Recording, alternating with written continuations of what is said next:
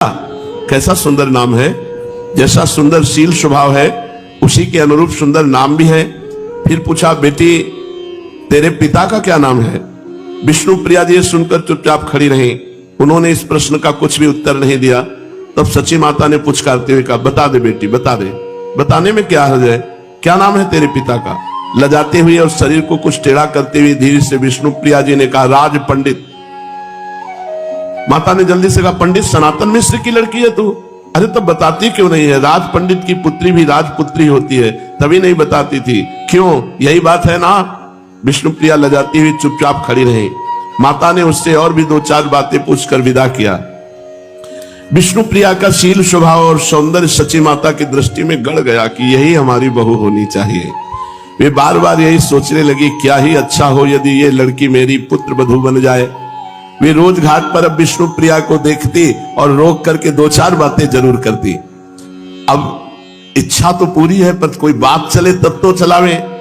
विष्णु प्रिया जी का अद्भुत रूप लावण्य, उनकी अत्यंत कोमल प्रकृति स्वभाव, प्रशंसनीय शील, अनुपम विष्णु भक्ति को वे मन ही मन बार बार सराहना करती। इसलिए वे उनके प्रति अधिकाधिक प्रेम प्रदर्शित करने लगी। विष्णु प्रिया के मन में भी इनके प्रति भक्ति भाव था। सची माता बार बार सोचती, क्या हर्ज है, एक बार सनातन मिश्र से पूछवाऊं तो सही। बहुत करेंगे तो ना कर देंगे। फिर सोचती, वे राज पंडित हैं, धनाढ्य हैं, सब जगह उनकी भारी प्रतिष्ठा है, भला वे एक विधवा के पुत्र के साथ अपनी पुत्री का संबंध क्यों करने लगे? यही सोचकर कुछ डर सी जाती और उनका साहस नहीं होता। एक दिन उन्होंने साहस करके काशीनाथ मिश्र नाम के घटक को बुलवाया और उनसे बोली, मिश्र जी तुमने सनातन मिश्र की लड़की देखी है? घटक ने कहा, लड़की मैंने देखी है, बड़ी ही सुंदर सुशील गुणवती है और निमाई के तो सर्वथा योग्य है। मैं समझता हूं तुम उस लड़की को अपनी पुत्र वधू बनाकर जरूर प्रसन्न होगी। माता ने कहा, ये तो तुम ठीक कहते हो, किंतु वे धनाढ्य हैं, राज पंडित हैं, बहुत संभव है वे इस संबंध को न स्वीकार करें। हमारी तो तुम दशा देखती ही हो कि लड़की को वैसे अन्न वस्त्र का तो घाटा नहीं रहेगा, पर जैसा राजकुमारी की तरह वहां रह रही ऐसा वैभव तो नहीं है। घटक ने जोर देकर कहा, माता जी तुम कैसी बात करती हो? भला निमाई जैसे योग्य प्रतिष्ठित पंडित को जमाई बनाने में कौन अपना सौभाग्य न समझेगा? मैं समझता हूं वे इसे सहर्ष स्वीकार कर लेंगे। मैं आज ही उनके यहां जाऊंगा और शाम को ही तुम्हें उत्तर दे जाऊंगा। ये कर काशीनाथ मिश्र माता को प्रणाम करके चले गए। इधर पंडित सनातन मिश्र बहुत दिनों से चाह रहे थे कि विष्णु प्रिया का संबंध निमाई पंडित के साथ हो जाता तो बहुत अच्छा होता, किंतु वे भी मन में संकोच कर रहे थे कि निमाई आजकल नामी पंडित समझे जाते हैं। इस 20 वर्ष की ही अल्प वयस में उन्होंने इतनी भारी ख्याति प्राप्त कर ली है, बहुत संभव है वे इस संबंध को स्वीकार न करें। यदि हमारी प्रार्थना पर भी उन्होंने इस संबंध को स्वीकार न किया तो इसमें हमारा बहुत बड़ा अपमान हो जाएगा। प्राय धनी लोग अपने मान का बहुत ध्यान रखते हैं, इसी भय से उन्होंने इच्छा रहने पर भी आज तक ये बात किसी पर प्रकट नहीं की थी। सनातन मिश्र के हृदय में इसी प्रकार के विचार उठ ही रहे थे कि उसी बीच काशीनाथ घटक सची माता के पास से उनके पास पहुंच गए। घटक को देखकर उन्होंने उनका सम्मान किया, बैठने को आसन दिया, आने का कारण जानना चाहा। काशीनाथ घटक ने आदि से अंत तक सब बातें कह सुनाई। वो अंत में कहा कि सची माता ने मुझे बुलाकर स्वयं कहा है, इस बात को मैं अपनी ओर से कहता हूं कि आपको अपनी पुत्री के लिए इससे अच्छा वर दूसरी जगह कठिनता से मिलेगा। प्रसन्नता प्रकट करते हुए विष्णु प्रिया जी के पिता सनातन मिश्र ने कहा, निमाई पंडित कोई साधारण मनुष्य तो है नहीं, देश भर में उनका यशोगान हो रहा है, उन्हें जामाता बनाने में मैं अपना परम सौभाग्य समझता हूं। मेरी भी चिरकाल से यही इच्छा थी, किंतु इसी संकोच से आज तक किसी पर प्रकट नहीं की कि संभव है वो स्वीकार ना करें। घटक ने कहा, इस बात की आप तनिक भी चिंता न करें, सची देवी जो कह देंगी वही होगा। निमाई उनकी इच्छा के विरुद्ध कोई काम नहीं कर सकते। सनातन मिश्र के घर के जब स्त्रियों ने बात सुनी तो उनकी प्रसन्नता का ठिकाना न रहा। कोई कहने लगी लड़की का भाग्य खुल गया, कोई विष्णु प्रिया के सामने कहने लगी इतने दिन का इसका गंगा स्नान और विष्णु पूजा सफल हुई, साक्षात विष्णु के ही समान इसे वर मिल गया। ये सब बातें सुनकर विष्णु प्रिया जी लजाती हुई उठकर दूसरी ओर चली गई। स्त्रियां और भी भांति भांति की बातें करने लगी। राज पंडित सनातन मिश्र की स्वीकृति लेकर घटक महाशय सीधे सची माता के समीप पहुंचे और उन्हें यह शुभ संवाद सुना दिया। सुनकर सची माता को बड़ी प्रसन्नता हुई और उसी समय विवाह की तिथि आदि भी निश्चय करा दी। सनातन मिश्र के यहाँ तिथि आदि की सभी बातें पक्की करके काशीनाथ घटक आ ही रहे थे कि रास्ते में अकस्मात उन्हें महाप्रभु मिल गए। निमाई ने उन्हें आलिंगन किया और कहा, किधर से आ रहे हैं? आप तो सदा घटाया ही करते हैं, कहिए किसे घटा कर आ रहे हैं? हंसते हुए घटक ने कहा, घटा कर तो नहीं आ रहे, बढ़ा कर आ रहे हैं, बढ़ाने की फिक्र में है। तो महाप्रभु ने कहा, समझा नहीं। बोले, तुम्हें 1 से 2 करना चाहते हैं, बताओ क्या सलाह है तुम्हारी? आश्चर्य प्रकट करते हुए निमाई पंडित ने कहा, मैं आपकी बात का मतलब नहीं समझा, कैसा बढ़ाना? हाँ हाँ, क्यों समझोगे? घटक महाशय ने कहा, इतने बड़े विद्वान हो, इतना इशारा नहीं समझते? आवाज बढ़ाते हुए कहा, राज पंडित सनातन मिश्र की पुत्री विष्णुप्रिया के साथ तुम्हारे विवाह की बातें पक्की करके आ रहा हूं, बताओ मंजूर है? बड़े जोर से हंसते हुए इन्होंने कहा, हाँ, हमारा विवाह और राज पंडित की पुत्री के साथ? हमें तो कुछ भी पता नहीं। और हंसते हुए घर की ओर चल दिए। घटक को इनकी सूखी हंसी में कुछ संदेह हो गया। सनातन मिश्र के यहां भी खबर पहुंच गई। सुनते ही घर भर में उदासी छा गई। सनातन मिश्र ने कहा था कि हमें जिस बात की शंका थी वही हो गया ना।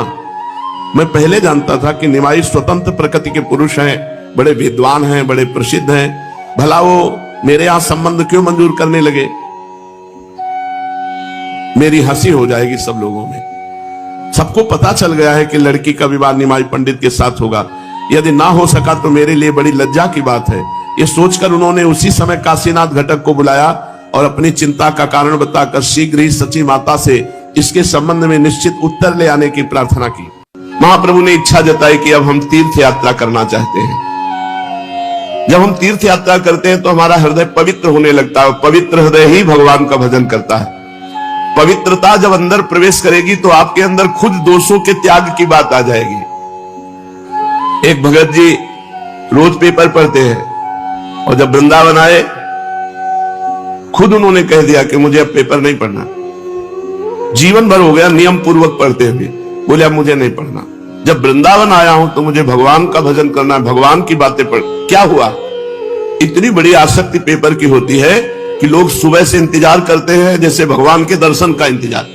ऐसे वो इंतजार करते, पेपर आया बस पूरा उस संसार में क्या हो रहा है मोटी हेडिंग में तो एक बार पूरा पढ़ जाए, और वो पूरा जीवन पढ़ते रहे। छोटी छोटी बातों को अपने लोग देखते हैं, धाम का प्रभाव क्यों? उनका नहीं। ये सब क्या है? ये भगवान की कृपा है। ये भगवान की कृपा से जब हम धाम में आए तो धाम पवित्रता इतनी प्रदान करता है कि धीरे धीरे सारे दोष, दुर्गुण, ममता ये सब नष्ट होती चली जाती है और जीव अनंत जन्मों से बिछड़ा हुआ भगवान को प्राप्त कर लेता है। आश्विन शुक्ला दशमी का दिवस है। आज ही के दिन भगवान श्री रामचंद्र जी ने लंका पर विजय प्राप्त करने के लिए चढ़ाई की थी। घर घर आनंद मनाया जा रहा है। आज के ही दिन वर्षा काल की परिसमाप्ति समझी जाती है। व्यापारी आज के ही दिन वाणिज्य के निमित्त विदेशों की यात्रा करते हैं। राजागण आज के ही दिन दूसरे देशों को दिग्विजय करने के निमित्त अपनी अपनी सेनाओं को सजाकर राज्य सीमा से बाहर होते हैं। 4 महीने एक ही स्थान पर रहने वाले परिव्राजक सन्यासी जन आज के ही दिन फिर से भ्रमण करना आरंभ कर देते हैं। तीर्थ यात्रा करने वाले भी आज के ही दिन यात्रा के लिए प्रस्थान करते हैं। अब की नवद्वीप में बहुत से यात्रा गया धाम की करने जा रहे थे, तो गौरांग महाप्रभु के मौसा पंडित चंद्रशेखर भी गया धाम को जाना चाहते थे। उन्होंने अपनी इच्छा निमाई को जताई। सुनते ही निमाई बड़ी प्रसन्नता प्रकट की और सची माता की आज्ञा लेकर चैतन्य महाप्रभु भी अपने स्नेही छात्रों के साथ गया जी की यात्रा का निश्चय किया। सब सामान जुटाकर अन्य लोगों को साथ लेकर ये गया धाम के लिए चल पड़े। इस प्रकार ये अपने सभी साथियों के साथ आनंद मनाते और प्रेम में श्री कृष्ण कीर्तन करते हुए मंदार नामक स्थान पर पहुंचे। इन स्थान में पहुंचकर इन्हें बड़े जोर से बुखार आ गया। इनके साथी इनकी ऐसी दशा देखकर बहुत अधिक चिंतित हुए, भांति भांति के उपचार करने लगे, किंतु इन्हें किसी प्रकार भी लाभ नहीं हुआ। अंत में इन्होंने अपनी औषधि अपने आप ही बताई। इन्होंने कहा, मेरी व्याधि इन प्राकृतिक औषधियों से नहीं जाएगी। यह रोग तो असाध्य है, एकमात्र इसकी औषधि है भगवान की कृपा। भगवान की प्रसन्नता से ही ये रोग जाएगा। यदि भजन करने वाले वैष्णवों की पूजा की जाए तो भगवान की कृपा प्राप्त हो जाती है। जो ब्रह्म ऋषि जन है, जो वैष्णव जन है, यदि इनकी चरण सेवा हो तो भगवान प्रसन्न हो जाते हो। भगवान प्रसन्न हो जाए तो सब रोग दोष मिट जाते हैं। भगवान ने स्वयं कहा है कि अग्नि और ब्राह्मण ये मेरे दो मुख हैं। नाहम तथाग्नि यजमान वीर विताने अच्युतो घृतप लुत मदन दुतभुंक्त मुखेन। अग्नि में खूब आहुति देने से मैं उतना प्रसन्न नहीं होता जितना बढ़िया खीर और घी टपटपाता हुआ हलवा ब्रह्म ऋषि और वैष्णव जन को पवाया जाए तो मैं जितना प्रसन्न होता हूं उतना अग्नि में आहुति देने से नहीं प्रसन्न होता। तो चैतन्य महाप्रभु ने कहा कि अगर यहाँ के वैष्णव और ब्राह्मणों की पूजा की जाए, उनकी चरण रज हमारे शरीर पर लगाई जाए तो हमारा रोग दूर हो जाए। महापुरुष वही आचरण करवाते हैं जिनसे जगत का मंगल होता है। एक विद्यार्थी ने प्रश्न किया, गुरुजी जो ब्राह्मण नहीं है, केवल ब्रह्म बंधु है, अर्थात केवल ब्राह्मण कुल में जन्मा है और ब्राह्मणों के आचरण नहीं करता, संध्या गायत्री शास्त्र की मर्यादा के अनुसार वो ब्राह्मणत्व नहीं धारण करता, तो क्या उनका भी इतना ही आदर है जितना आप कहते हैं कि वैष्णव और ब्राह्मणों की चरण रज मिल जाए तो हमारा शरीर निरोग हो जाए? हम तो समझते हैं जो ब्राह्मण कुल में जन्मे हैं और ब्राह्मणों का आचरण नहीं करते तो वो काठ के हाथी हैं, उनमें ब्राह्मणत्व ही नहीं है। जैसे काठ के हाथी से हाथी पने का कोई काम नहीं चलने का, उसी प्रकार जो धर्म कर्महीन ब्राह्मण है वो नाम मात्र का ब्राह्मण है, वो आदर का पात्र नहीं हो सकता। थोड़ी देर चैतन्य महाप्रभु चुप रहे और कहा, एक प्रकार से तुम्हारा कथन ठीक है। जो अपने धर्म कर्म से रहित है वो तो दूध न देने वाली वंध्या गौ के समान है, उससे संसारी स्वार्थ कोई सद नहीं सकता। फिर भी जो काम हम भाव से करते हैं उसमें लाभ मिलता है। जैसे वो कर्म धर्म नहीं जानता, लेकिन हम भाव से पूज रहे कि ये ब्राह्मण है, ये वैष्णव है, तो हमको हमारे पूजन का लाभ मिलेगा क्योंकि हमने उस पर भाव किया। वो धर्म कर्म ही ने तो वो भोगेगा, हमने भाव किया तो हमारा मंगल हो जाएगा। जो श्रद्धा के साथ शास्त्रों की आज्ञा के अनुसार अपने को ही सुधारने का सदा प्रयत्न करते हैं, उनको चाहिए कि ऐसी बातें न करें, दूसरे में दोष दर्शन न करें। संसार में कोई ऐसा नहीं जिसमें गुण दोष ना हो। जड़ चेतन गुण दोष में विश्व कीन करतार, संत हंस गुण गाहे पे परिहरिवार विकार। सब गुण दोष में संसार है। क्या करे? जैसे दूध और पानी मिला के रख दे तो हंस दूध पी लेगा, पानी छोड़ देगा। ऐसे ही जो संत स्वभाव के लोग हैं वो दूसरों के गुण ग्रहण करते हैं, दोष दर्शन नहीं। इसलिए अपनी बुद्धि को संकुचित बनाकर, जैसे हम गाय दूध दे या न दे, हम उसकी सेवा करते हैं गौ माता मानकर, ऐसे ही ब्राह्मण अपने कर्म से भ्रष्ट है वो जाने, हम उसे ब्राह्मण मानकर सम्मान करते हैं, हम उसे वैष्णव मानकर सम्मान करते हैं। वो जो करेगा वो खुद भोगेगा, हम जो भाव कर रहे हैं उसमें हमारा मंगल हो जाएगा। सर्वश्रेष्ठ भाव अपने को सुधारना है, सामने वाले के गुण दोष देखने नहीं है। उत्तम बातें सुनो तात मायाकृत गुण और दोष अनेक, गुण या उभय न देखी देखी स्वविवेक। किसी के गुण दोष न देखे, सब में भगवान को देख करके उपासना करे तो मंगल हो जाए। देखो भगवान ने स्वयं ब्राह्मणों का कितना आदर किया। भृगु जी महाराज भगवान की छाती में जाके लात मारा, ब्रह्म ऋषि हैं, तो भगवान गुस्सा नहीं हुए, भृगु जी के चरण पकड़ लिए और दबाने लगे, बोले अतीव कोमलौ तात चरणों ते महामुने। हे महामुनि, आपके चरण तो बहुत कोमल है, हमारी छाती तो बहुत कठोर, कहीं आपके चरणों में चोट तो नहीं लग गई? तो विचार करो, भगवान वहां साप भी दे सकते थे कि हमने तुम्हारा क्या बिगाड़ा, आकर छाती में लात मार दिया, लेकिन नहीं, वो ब्रह्म ऋषि हैं। अगर उन्होंने छाती में लात मारा तो भगवान ने हर अवतार तक में वो चरण चिन्ह धारण किया, भृगु चरण चिन्ह। हम भगवान के अंश हैं तो हमको यही चाहिए। अगर हमारे साथ कोई बुरा करे तो हम उसके साथ भला करें, बुरा न करें। करत जे अनसहन निंदक तिन्हों पे अनुग्रह कियो। ये बहुत ऊंचे साधक के भाव हैं, जो संसारी मान प्रतिष्ठा तथा धन विषय भोगों की इच्छा को सर्वथा त्याग कर एकमात्र भगवान की कृपा को ही अपने जीवन का चरम लक्ष्य समझकर सभी कार्यों को करते हैं। वही ये धारण कर सकते हैं, अन्यथा नहीं। जो पुरुष वासुदेव बुद्धि रखकर सामने से वैष्णव या ब्राह्मण गाली दे रहा है, हम उसमें भगवान की बुद्धि करें। अपने मुख से हम उसको कठोर वचन ना बोले, वो हमको कठोर वचन बोल रहा है। यदि ऐसा व्यवहार किया तो भगवान को आप प्रसन्न कर लेंगे, और अगर उल्टा व्यवहार किया तो फिर भगवान को प्रसन्न करना है तो वैष्णव जन के सामने झुक के रहो।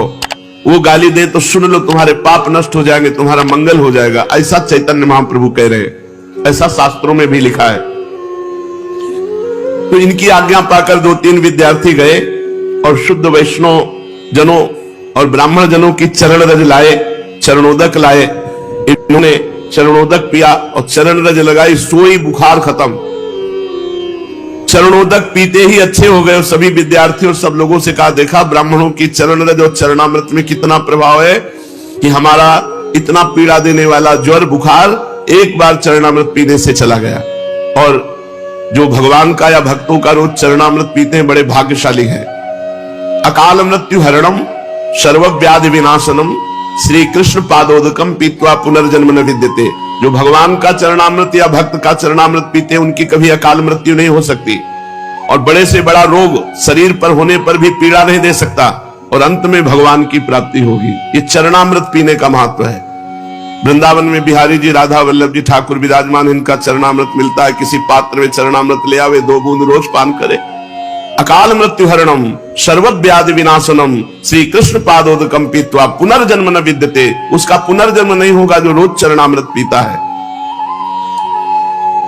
अब अपने साथियों के साथ चैतन्य महाप्रभु आगे बढ़ने लगे। पुनपुना तीर्थ ये गया धाम में है। वहां पहुंचकर सब लोगों ने पुनपुन नाम की नदी में स्नान किया और सभी ने अपने अपने पितरों का श्राद्धादि कार्य कराया। इसके अनंतर सभी श्री गया धाम में पहुंच गए। ब्रह्म कुंड में स्नान किया। देव पितृ श्राद्धादि करके चैतन्य महाप्रभु अपने साथियों के सहित चक्रवेड़ा के भीतर विष्णु पाद पद्मों के दर्शनों के निमित्त गए। ब्राह्मणों ने पाद पद्मों पर माला पुष्प चढ़ाने को कहा। ये अपने विद्यार्थियों के द्वारा गंध पुष्प धूप दीप माला आदि सभी पूजन की बहुत सी सामग्री साथ लिवाते गए थे। गया धाम के तीर्थ पंडा जोरों से पाद पद्मों का प्रभाव वर्णन कर रहे थे। वे उच्च स्वर से कह रहे थे, इन्हीं पाद पद्मों के धोवन से जगत पावनी मुनि मन हारणी भगवती भागीरथी गंगा उत्पन्न हुई है। इन्हीं चरणों का लक्ष्मी जी बड़ी ही श्रद्धा के साथ निरंतर सेवन करती रहती है। इन्हीं चरणों का ध्यान योगी जन अपने हृदय काल में कमल में निरंतर करते रहते हैं। इन्हीं चरणों को प्रभु ने गयासुर के मस्तक पर रखकर उसे सद्गति प्रदान की थी। असंख्य लोगों की भीड़, हजारों आदमी पाद पद्मों के दर्शन कर रहे थे और बीच बीच में जय हो के घोष हो रहे थे। पंडा लोग उनसे भेंट चढ़ाने का आग्रह कर रहे थे। बार बार पाद पद्मों का पुण्य महात्म सुनाया जा रहा था। पाद पद्मों का महात्म सुनते ही चैतन्य महाप्रभु आत्म विस्मृत हो गए। उन्हें शरीर का होश नहीं रहा। महाप्रभु के भावावेश आ गया। शरीर थरथर कांपने लगा। अरुण ओष्ठ कोमल पल्लव की भांति हिलने लगे। आंखों से अश्रुधारा बहने लगी। उनके चेहरे से भारी तेज प्रकाशित हो रहा था। वे एकटक भगवान विष्णु के चरण कमल की ओर निहार रहे थे और वहां कौन है, क्या कर रहा है, ये सब कुछ नहीं, भूल गए। किसने स्पर्श किया, कौन पकड़े हुए, इन सब बातों का पता नहीं। वे संज्ञा शून्य से होकर कांप रहे हैं। उनका शरीर उनके वश में नहीं। वे मूर्छित होकर गिरने वाले ही थे कि इसी बीच में एक सभा को चीरते हुए तेजस्वी सन्यासी आए और उनको पकड़ लिया, गिरने से बचा लिया। फिर उनके साथियों ने संभाला, भीड़ से हटाकर बाहर ले गए। बाहर पहुंचकर कुछ कुछ होश आया।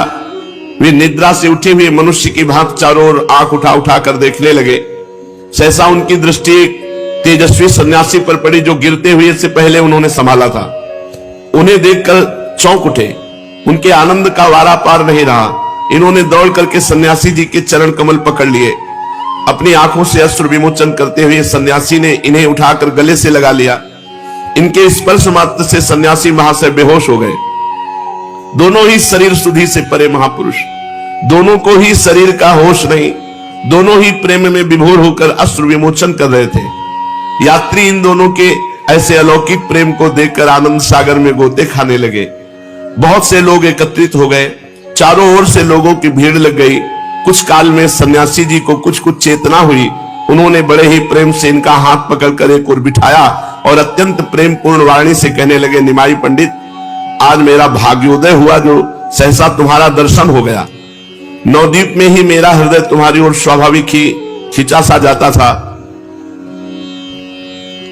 मुझसे लोग कहते निमाई पंडित कोरे पोथी के ही पंडित हैं, बड़े चंचल हैं, देवता तथा वैष्णवों की खिल्लियां उड़ाते हैं। आप उन्हें अपना श्री कृष्ण लीलामृत सुनाकर क्या लाभ उठावेंगे?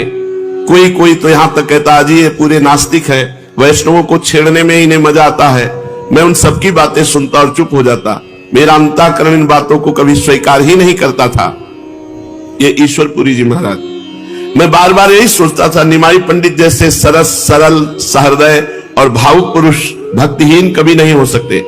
इनके मुख का तेज ही इनकी भावी शक्ति का परिचय दे रहा है। आज आपके भाव दर्शन के रूप को देखकर आनंद की सीमा नहीं रही। मैं कृतकृत्य हो गया। भगवत दर्शन से जो आनंद मिलता है उसी आनंद का मैं अनुभव कर रहा हूं। मैं अपने आनंद को प्रकट करने में असमर्थ हूं। इतना कहते कहते सन्यासी महाशय का गला भराया। आगे वे कुछ और भी कहना चाहते थे किंतु कह नहीं सके। उनके नेत्रों में से अश्रुधारा भी पूर्ववत बह रही थी। सन्यासी महाराज की बातें सुनते सुनते इन्हें कुछ चेतना हो गई थी, इसलिए रुधे हुए कंठ से कुछ अस्पष्ट स्वर में इन्होंने कहा, प्रभु आज मैं कृतार्थ हुआ, मेरी गया यात्रा सफल हुई, मेरी असंख्यों पीढ़ियों का उद्धार हो गया। जो यहां आने पर आपके दर्शन का सौभाग्य प्राप्त हुआ। तीर्थ में श्राद्ध करने पर तो पितरों की मुक्ति होती है, जिनके निमित्त श्राद्ध तर्पण आदि कर्म किए जाते हैं, किंतु आप जैसे परम भागवत संत के दर्शन से करोड़ों पीढ़ियों का स्वतः उद्धार हो जाता है। आहा, आप जैसे संत भागवत वैष्णव के दर्शन से करोड़ों पीढ़ियों का उद्धार स्वतः हो जाता है। सब लोगों को आपके दर्शन दुर्लभ है, जिनका भाग्योदय होता है उन्हीं को आपके दर्शन होते हैं। ये कहते कहते इन्होंने फिर से सन्यासी महाशय के चरण पकड़ लिए। सन्यासी जी ने हठ पूर्वक अपने चरण छुड़ाए और इन्हें प्रेम वाक्यों से आश्वासन दिया। समझ गए होंगे कि सन्यासी महाशय कौन है। ये वे ही भक्ति बीज के अंकुरित करने वाले श्रीमन माधवेंद्र पुरी जी के सर्वप्रधान प्रिय शिष्य श्री ईश्वरपुरी जी हैं, जिन्हें अंतिम समय में गुरुदेव अपना संपूर्ण तेज प्रदान करके इस संसार से तिरोहित हो गए थे। नवद्वीप के प्रथम मिलन में ही ये निमाई पंडित के अलौकिक तेज और अद्वितीय रूप लावण्य पर मुग्ध होकर इन्हें एकटक देखते रह गए थे। इन्हें इस प्रकार भली भांति देखते रहने का सुअवसर प्राप्त हो सकेगा, इसलिए निमाई पंडित ने हंसकर कहा, आज हमारे घर ही भिक्षा कीजिएगा और दिन भर देखते रहिएगा। उनकी प्रार्थना पर ये सन्यासी जी उनके घर भिक्षा करने गए थे और कुछ काल तक अपने स्वसंपादित ग्रंथ श्री कृष्ण लीलामृत को भी उन्हें सुनाते रहे। तभी से पूरी महाशय के हृदय पटल पर इनकी प्रेममयी मनोहर मूर्ति खिंच गई थी। आज सहसा भेंट हो जाने पर दोनों ही आनंद में डूब गए और आनंद के उद्योग में उपर्युक्त बातें हुई। पूरी महाशय की आज्ञा लेकर निमाई पंडित अपने स्थान के लिए विदा हुए। जहां रुके हुए थे वहां पहुंचकर इन्होंने साथियों को संग लेकर गया के सभी मुख्य मुख्य तीर्थों के दर्शन किए और वहां जाकर यथाविधि शास्त्रीय रीति के अनुसार श्राद्ध और पिंडदान आदि करके पितृ कर्म किए।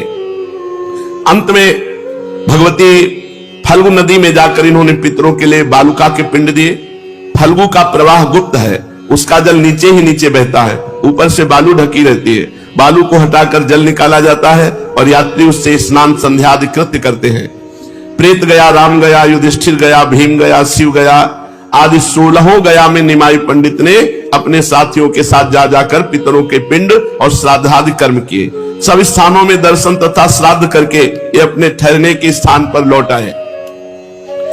संसार में उन्हीं मनुष्यों का जीवन धारण करना सार्थक कहा जाता है जिनके हृदय पटल पर हर समय मुरली मनोहर मुकुंद की मंजुल मूर्ति नृत्य करती रहती हो, जिनके कान भगवान के मनोहर मुरली का भगवान की लीला कथा को श्रवण करते रहते हो, उनके कान धन्य हैं। जिनके नेत्र भगवान का दर्शन संत दर्शन करते हैं, उनके नेत्र धन्य हैं।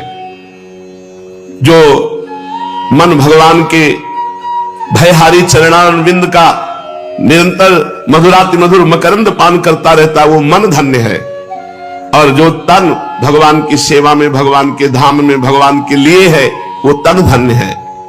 संपूर्ण संसार को अपनी पदरज से वो पावन बना देता है, जो हर समय भगवान का भजन करता रहता है, जो हर समय भगवान का नाम जप करता है। उसकी वाणी में सामर्थ्य होती है, जो बोल दे तो जीवों का कल्याण हो जाए, वो देख ले तो जीवों का कल्याण हो जाए।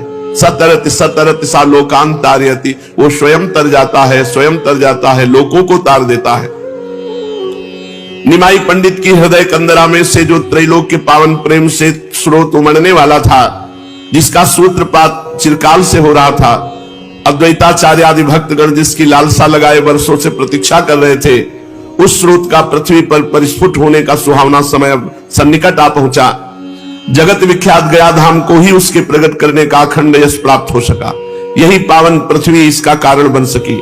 आहा वसुंधरा पुण्यवती च तेनो, सचमुच वो वसुंधरा बड़ी भाग्नी है जिसके संसर्ग में किसी महापुरुष की लोक विख्यात घटना के साथ हो सके। वही संसार में पावन तीर्थ के नाम से विख्यात